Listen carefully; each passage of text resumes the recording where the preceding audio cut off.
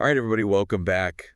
Get ready, because we're diving deep into the world of Python today. Python, yeah. And, you've sent us some pretty interesting training materials. Oh, yeah.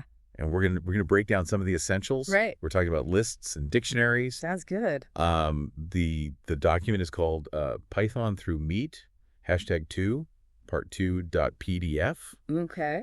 And this looks like some serious Python training stuff from KK Singh. And we are going to uncover some of the hidden gems and practical techniques that make Python so powerful. Yeah, Python is really flexible and intuitive when it comes to data structures like lists and dictionaries. Okay, so let's start with lists. Right. Everyone knows what a list is, right? You got your grocery list or your to-do list. Yeah, you got your tasks in order and you can add stuff or cross stuff off. Exactly, and that's what a Python list is. It's an ordered collection of items that you can change as needed. Yeah, and that's what we call mutable. You can modify a list after it's been created. Okay, so mutable. So like in the training material, there's a bunch of really useful functions. Oh, yeah, there's a ton. Like append, insert, len. It's like think of a playlist. You know, you can add a song to the end with append or slip one in the middle with insert. Right. And then like how many songs are on there, you can find out with that. Yeah, it's like you have a superpower playlist editor at your fingertips. Exactly. So speaking of powerful things, Yeah. there are a couple of interesting concepts that are highlighted in the document. Okay. List mutability 7 and list membership 8. Okay, so mutability we've talked about that you can change the list, but membership, that's about checking if an item is already in the list. Right, so like, is that 80 song already on my playlist? Exactly, and Python has these operators in and not in that make checking for membership so easy. Oh my God. Especially if you're working with huge data sets and you need to quickly find out if something's already there. That makes sense. Yeah. Okay, so get ready to have your minds blown, because now we're going deeper. We're going into nested lists.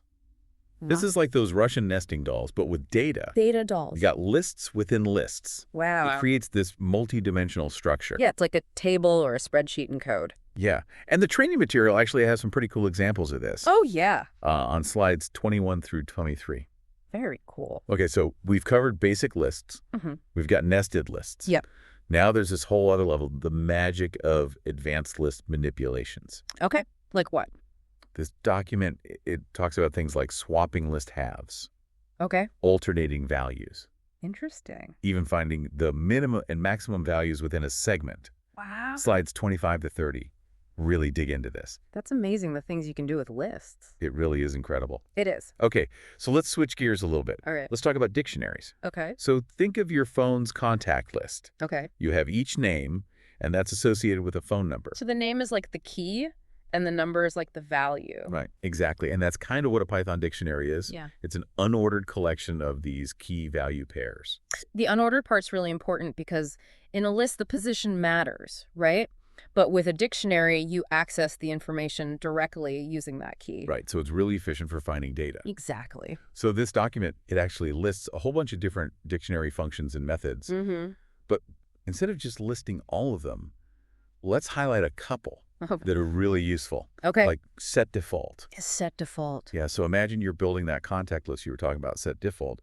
We'll let you add a new contact, but it'll prevent you from accidentally replacing an existing phone number with a new one. Oh, that's like a safety net. It is. It's like a safety net for your data. Nice. And then there's this other gem, finding the frequency of values in a dictionary. Oh, yeah. I've used that one before. It's very handy. Yeah, slides 53 and 54 is some nice examples of that. Imagine you're analyzing a huge text and you want to see how often each word appears.